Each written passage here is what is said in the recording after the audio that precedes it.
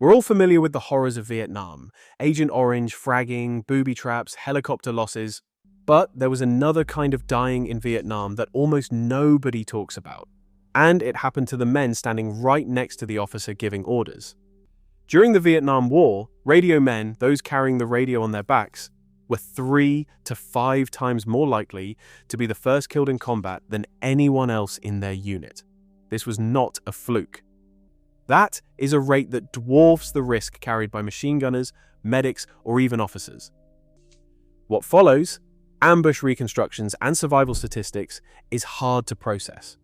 The Army's own doctrine spelled out why. Field manuals from the era call the radio telephone operator the commander's most valuable asset on the battlefield.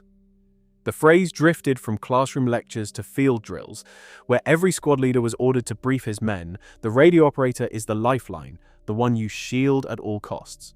War games penalized the loss of the radio telephone operator with defeat, and officer candidates drilled on protecting the man with the handset.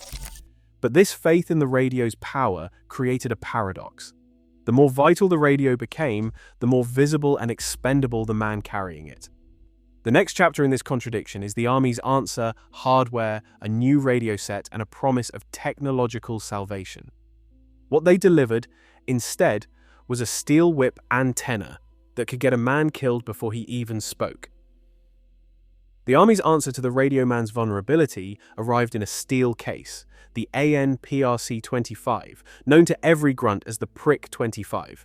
Issued in 1965, it was supposed to be the technological backbone of modern infantry.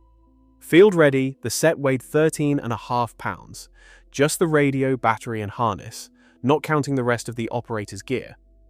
But that was not what made it infamous. What made the Prick 25 a liability was the 3-foot whip antenna, a steel rod that jutted above the operator's head, catching light and movement in the thickest jungle. Manuals listed a nominal range of 5 kilometers on a good day in open terrain. In the triple canopy forests of Vietnam, that range shrank, but the silhouette stayed the same.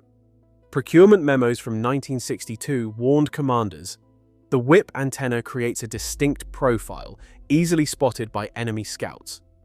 The warning landed with a thud in the Signal Corps inbox, then disappeared under the weight of performance charts and field test reports. The Army needed a radio that could punch through foliage, coordinate artillery, summon medevac, and keep squads talking.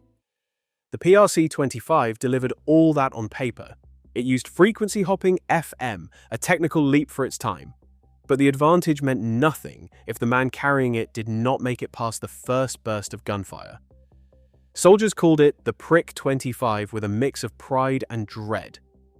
The radio was the lifeline, but the antenna turned its carrier into a walking target.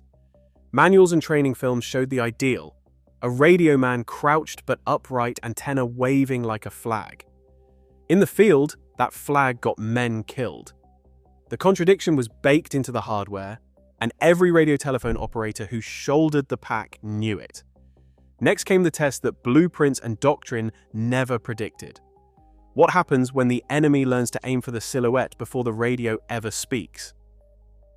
November 14, 1965. Ia Drang Valley. The first burst of enemy fire did not just shatter the silence. It wiped out both forward radios in a matter of seconds. The after-action report reads like a warning. 2 PRC-25 radios gone before anyone could get a word out. In the chaos, Second Lieutenant James K. Whitaker lunged for the dead radio man's handset, shouting for a frequency change as machine gun fire tore through the tree line. Every man in that platoon knew what it meant when the radio went silent. Artillery, medical evacuation, air support, none of it mattered if the antenna was down. The jungle made it worse. Manuals promised a 5-kilometer range, but in triple canopy forest, the signal barely reached 3 kilometers. Dense foliage soaked up every transmission, leaving the lifeline threadbare. The steel whip antenna, meant to punch through the green, instead became a death sentence. Sergeant Robert L. Hayes later said that when his antenna went up, he became a beacon, and the NVA could see the whip a mile away. In those first moments of contact, the radio's promise of control collapsed. 4 radio telephone operators were killed in under a minute, 100% casualty rate for the men with the handset. The enemy did not hesitate. They knew exactly who to target. The canopy hid almost everything except the one thing that mattered most. And as the firefight raged, the men left alive had to wonder if the radio was their only hope. What chance did they have when hope was the first thing shot down? A captured North Vietnamese order, translated by United States Army linguists in July 1965, stripped away any illusion of randomness. The directive was blunt: kill the man with the radio first. This was not a battlefield rumor or a soldier's suspicion, it was doctrine, printed and circulated among North Vietnamese army units. The document, filed as S-482-65 and archived in United States Army records, spelled out the logic with chilling efficiency. Eliminate the radio operator and you blind the enemy before he can call for artillery or air support. The pattern that haunted after-action reports, radio men dropping in the first seconds, platoons left mute and leaderless, was no accident. It was the result of a deliberate strategy enforced from the top down. In the Ia Drang Valley, in Soi Bong Trang, the enemy did not just fire at random shapes in the jungle, they hunted for the steel whip, the one silhouette that mattered more than rank or weapon. United States analysts reviewing dozens of engagements found the same statistical anomaly: radio telephone operators were killed or wounded at rates 3 to 5 times higher than other infantry, and in certain ambushes every radio operator was hit before anyone else. The enemy's intent was now exposed, written in black and white. The army could no longer explain away the losses as bad luck or the fog of war. The question left hanging in every command tent was this: if the enemy had a playbook, what could the Americans do to rewrite the rules before the next patrol vanished into silence? May 1967. A memo from the Army Signal Directorate lands on field desks across Vietnam. 3 recommendations: shorten the whip antenna to 18 inches, rotate radio telephone operators every 30 minutes, and issue camouflage sleeves for every radio. On paper, these fixes sound like salvation. In practice, they come with a catch. Cutting the antenna brings the signal range down by nearly a third. In jungle fighting, that means a call for artillery might never get out. Commanders hesitate, unwilling to trade clarity for concealment. The memo sits in inboxes, debated but rarely enforced. Radio men cannot wait for permission. They start hacking their own gear. Some bend the whip into a U shape, tucking the steel rod against their packs to break up the silhouette.